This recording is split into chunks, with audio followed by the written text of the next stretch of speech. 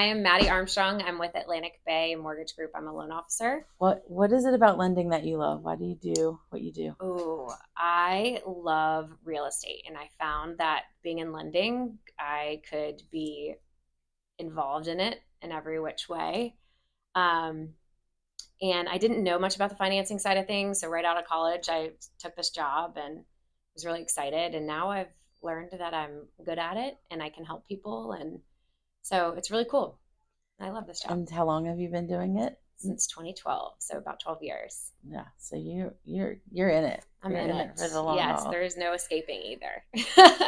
What are the top three things you would tell people that are interested in buying a house that they need to know about the mortgage world? That everybody's scenario is different. I would say it's not as intimidating as some people may think. Um, Getting in touch with a lender is not hard to do, and just see where you are. And if you can't buy within the next few weeks, it might be a slow drip. Um, so that's one thing. I think understanding your ability and that it's not as intimidating. Every scenario is different. You know, you could be a first time home buyer, you could be buying an investment property.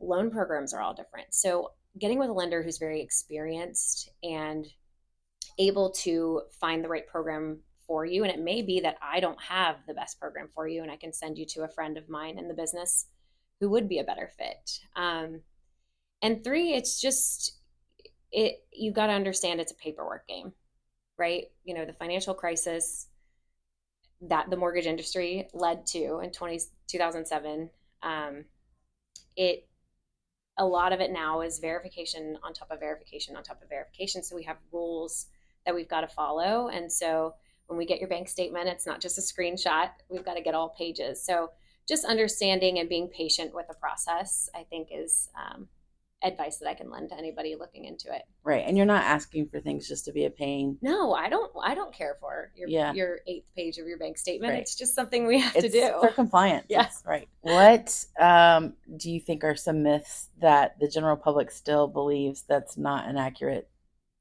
thing at all I anymore? love this question. I think our parents' generation, you know, they were bred to believe that 20% down is the only way to get a mortgage. There are so many great options nowadays where you can do 0% down, 3% down as a first time buyer, and 5% is really the standard on a regular conventional loan. So I think the biggest myth is 20% down, because that's a lot of money out of pocket, especially with the way home prices are nowadays. That's a lot to ask of a buyer. And life is expensive. Not a lot of people have that much cash in the bank. Right. And so just knowing that it's not such a financial burden to get into a home, I think, is a huge one. I'd say that another myth would be that the mortgage process is miserable. I think a lot of times you just have the wrong individual working for you. Um, Understanding that buyer's exact situation, getting the right paperwork, and painting the right story for an underwriter is crucial to a buyer's success during the mortgage process. It, you know, there are ways that you can be crafty and not submit certain paperwork, or submit certain paperwork that you know is going to tell the right story. I think that getting in touch with the right lender, the right experienced professional upfront, is crucial to your process. The mortgage process is not terrible. You just need to do it right. Why is it so important for buyers to work with a local lender that works and lives in the market that they're buying in? I think, you know, for a number of reasons. Number one is relationship. Obviously, a local lender, you can pick up the phone and call them, right? I always tell folks I'm going to be their very best friends over the next 30 days, 60 days, however long it takes for them to buy a home and go under contract and close. I'm available nights and weekends. I work when you need me to work, just like you guys do. And you know, I've developed great relationships with agents in town. And so if there is an agent on the other side who's looking at offers and they know, hey, wow, Maddy is a great lender, I trust her to get this done, that speaks volumes when submitting offers, as a buyer. And two, I think a very, almost as important, is us using a local panel of appraisers. them understanding Mm-hmm. the market, what we're going through. Richmond is a very, very niche market where our real estate world is still really popular. A lot of people are moving and relocating here. We are very quick, short terms, days on and off market. It's popular and it's competitive, and so I think that having an appraiser understand that about the market in certain neighborhoods in town, if you go with Rocket, they're going to send an appraiser from, you know, Blacksburg to come do an appraisal Mm-hmm. on a home in Richmond. It's just not the same market. So I think that is huge, having a local lender. So availability, communication, and just understanding the market, I think, is And relationship. really, really important. And the last thing I want for a buyer is for them to be stressed over the weekend because they can't get in touch with their lender. Right. Knowing what the numbers look like is so important before you go under contract on a home. I can't tell you how many times Yeah. we got to go there. Yeah, those numbers are important. Yeah. Sometimes it's down to the wire. What should a buyer expect getting started with you in the process? Great question. I like to immediately set up a phone call or an in person meeting. Some people are in person meetings type of people, and that's fine too. What I like to do is connect with them as a human, introduce myself and how I work. I want to understand what their goals are. I Mm-hmm. briefly touch on income and assets. But more importantly, what part of town are you looking in? Is it Richmond City or is it Goochland County? Because that really changes the way that your payment would be structured and your closing costs would be structured. Where do you want your monthly payment to land? Is there a max that you don't want it to exceed? Is there a purchase price that you're hoping for? Because if they tell me they want to buy a $500,000 house but an $800 payment, at that point in the conversation, I can start setting better expectations. Right. So that introductory call is 20, 25 minutes, and really a chance to give the buyer an opportunity to see if I'm going to be a good fit for them too. Mm-hmm. And then from there, I do an online application because it's the most secure way to get name, social, date of birth, address history, work history, and all of that. And they can upload their paperwork. I don't like to take more than a day to turn around a pre approval. If it's something a little more complex, I will shoot it right into underwriting so that Mm-hmm. we can get an underwritten approval. And that way they have the confidence when they're out shopping. So for me, a pre approval is very quick. I'll review income and asset paperwork. I don't want anybody waiting on me. um, and then that way they have what they need in hand to go out and shop with you guys to Mm-hmm. find the right home. And they've got an understanding of what types of loan programs, what closing costs are, what interest rates are, what cash to close and payment will look like too. So for me, that upfront work and educating them is most crucial. So it's very easy to get started, and everybody's situation can be different, between self-employed people or W-2 people. I'm asking for different documentation, and getting that up front is going to lead to a better experience down the road. How much impact does credit score have on what people qualify, and are there ways that you can help them if their credit's not quite where it needs to be? Absolutely. I'd say 30% of the phone calls that I get are, hey, I've got a buyer, their long-term goal is to buy a house, but they just don't know what their credit score is, or they don't know what they need to do to get to a position to buy a house. And really, there's some programs like government programs, FHA and VA, you can go as low as 580. Um, there's a sweet spot of 620 and up for all, VA, FHA, and conventional. But and USDA allows for a 640 credit score. It plays a big role in your interest rate. And if you need mortgage insurance on a conventional loan, it plays a big role there too. Otherwise, it's just a threshold that you need to meet Mm-hmm. in order to qualify. So your terms can be impacted, which will impact your monthly payment, Mm-hmm. and that will help us kind of determine a budget. And a lot of times at pre-approval, even if somebody's got a 739 credit score, which is an excellent score, I'll just say, hey, do these one or two things to get you over 740, and that will in turn make your mortgage insurance this much cheaper, and your interest rate you can get is this. So I definitely think credit, and I think that's a lot of what people are most vulnerable about Mm-hmm. during a mortgage application, where for me, I see this every day. And Yeah. it's a quick fix sometimes, and sometimes it's a slow drip Right. too. But I think some people feel like it's like a scarlet letter or it something. is a It's something they're scarlet letter. ashamed of, and it's just sometimes it's just lack of Yeah, knowledge, and it can be fixed. exactly. It can be fixed. always. Exactly. And I think that we get, a lot of people I talk to, like, my score's not good. My parents never taught me this. And then I pull it and it's a 660. And I'm like, guess what? You can get a home. Mm-hmm. That's not your handicap.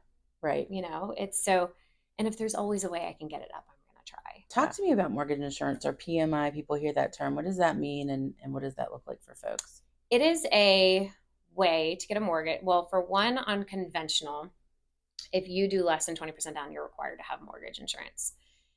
Conventional, the standard minimum down payment is 20%. They will allow you to do less as long as there's that MI coverage. And the MI companies come in and, based on risk, down payment amount, and credit score, they'll give you a certain premium that you have to pay on. The beautiful thing about conventional mortgage insurance is it does drop off. It drops off automatically after 78% loan to value, but you request it to be removed at 80%, which is the 20% equity Mm-hmm. position that you need to be in. So it can be very, very inexpensive, especially if a borrower is doing as much as like 15% down and have really great credit, but it's not anything to be scared of. Government loans have a fixed mortgage insurance premium, like FHA. Mm-hmm. Everybody's going to get the same mortgage insurance premium, whether you have an 800 credit score or a 600 credit score. So that's cool in that when you start to get under that 680, conventional starts to get a little more expensive, and FHA might make a lot more sense for a buyer Mm-hmm. in a monthly payment. And same with interest rate too. But mortgage insurance it's temporary for the most part. And the good thing about these high interest loans right now is ultimately the idea is to refinance off of them. So going with an FHA loan that has cheaper mortgage insurance, even though it's never going to drop off, is not a big deal because you're not going to hold on to that loan for a long time. Mm-hmm. It was a big deal when rates were 2.5% and 3%, because then you'd have that PMI for the life of your loan. Right. So I always say cash is king, Mm-hmm. right? Like, you never know if you're going to get into a home and your water heater is going to go out, or you need to add a fence for your dog. So a minimum down loan and MI might be the way that you just get into your home and can do what you want with the place, and then refinance down the road. You've got more equity because of appreciation, and you've been paying down your loan. Right. Because in our market, sometimes you build that equity so fast that you can drop that PMI a whole lot sooner, just because of the amount of money that we're seeing houses sell for within 2 years, 3 years of it. So, you can always have it reappraised, right? Mm-hmm. What are some of your favorite loan programs? Most traditional and standard is your conventional loan. One of my favorites is our programs that we have available through Virginia Housing, which is our state bond program. They can do now, you can do first-time home buyer programs with 100% financing, first-time home buyer programs with down payment assistance, but they've also opened it up to their expanded income limit program. This is huge news for us. You can go up to 152,000 in household income for a household of two, and you don't have to be a first-time home buyer, and you can get 100% financing. Wow, that's incredible. So somebody who maybe hasn't sold their house yet and don't have a cash position and meet the income limits of Virginia Housing, that program is a perfect fit for somebody, because to move up to another house, and then they can sell after they get the next right. That's incredible. It's really great.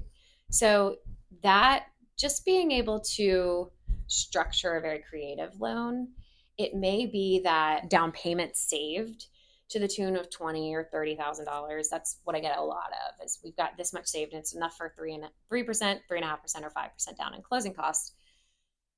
One thing you can do is, a borrower will tell me they want this much in a payment. Well, if they have their car loan still or their student loan still, that monthly payment is capping them at a purchase price that they're not happy with.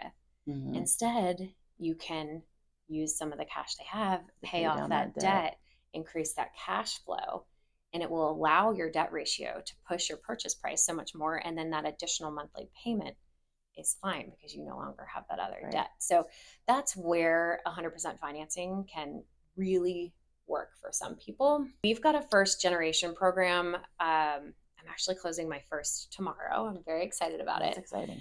But it's through Virginia Housing and a couple nonprofits here in Virginia. This one is specifically through Home, which is Homeownership Made Equal. and then we originate the loan through Virginia Housing, but it is for everybody a flat interest rate of 3.5%.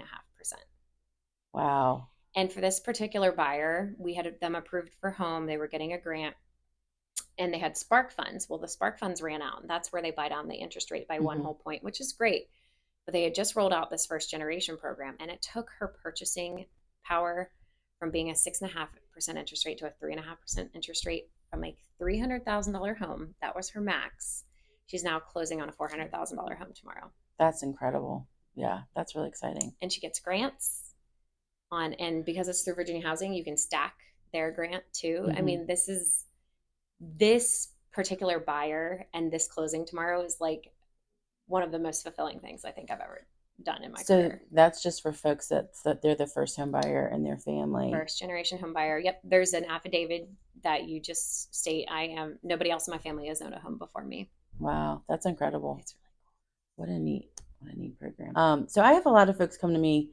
They're the first person in their home to ever even consider buying a home. It just hasn't been in the books for anybody else.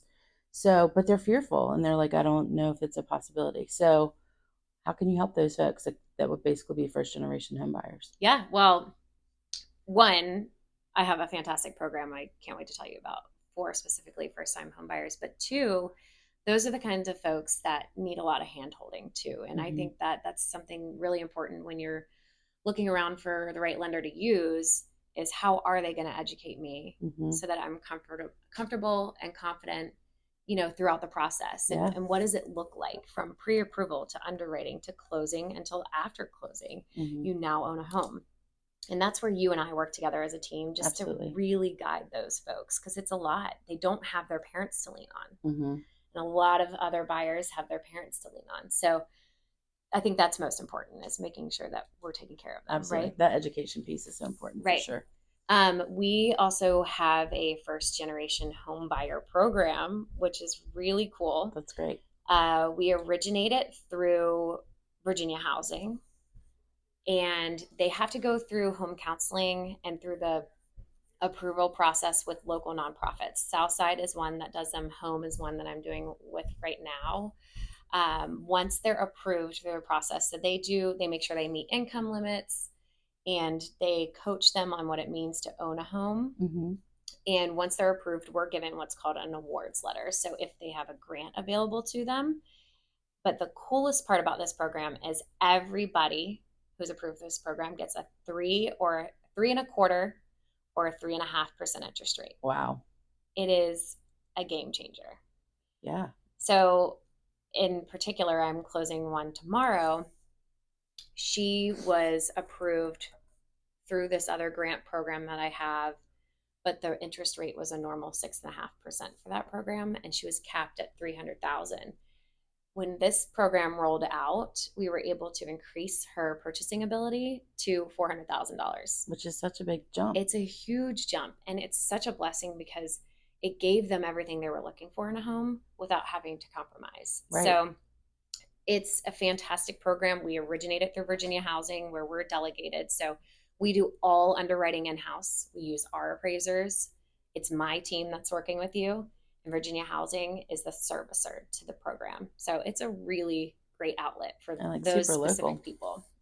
That's really incredible. We have a large medical community here in Richmond with VCU Health and HCA and Bon Secours. Are there any programs that you all have that are specially geared towards doctors or medical professionals? Absolutely. So a lot of the doctor loans you'll find with any lenders, they've got to be an MD. They can also be a resident too, which is pretty cool. Some different programs, some different lenders have different benefits to the programs. I know I've got a friend who they don't count their student loans and their debt ratio, which can be huge. Right. We've got one that's 0% down, no MI. And it's just because we know they've worked so hard to get through school and can then buy a home before they start their big boy, big girl job and make the income that they're about to make, without requiring a down payment. For years, they've been paying a lot on student loans, and it's probably been impossible for them to save, especially after having been a resident and only making $50,000 or $60,000 a year. So it's a really great opportunity for folks to get into a home with little down and a great interest rate. So that's what we consider one of our portfolio products. Okay. A couple other portfolio products that we have, you can do bank statement loans. So for anybody who is self-employed but may not show a lot on paper, we can see the cash flow coming in on bank statements. So instead of getting tax returns, we get bank statements. And that way we can show that they are making money on a consistent basis, and we can approve them that way. I mean, it's pretty cool, some of these out of the box loan programs that we do have. Another one is for investors. Fannie and Freddie have a limit on finance properties. You can't have more than 10 finance properties, and a lot of investors do hold mortgages on those properties.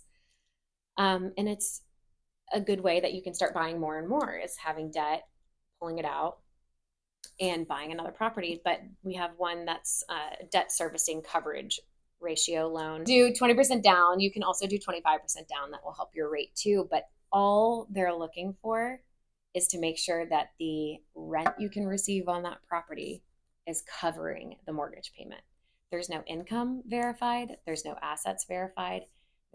And the appraisal basically is what gets done on the loan during underwriting, and that appraiser will tell us fair market rent. And so if you have a property you can pull equity out of to get that 20 to 25% down, then you can just go ahead and buy your next property and not have to worry about any of Fannie and Freddie's requirements. Limitations. Right. Love that we matched and didn't even plan it. Is perfect.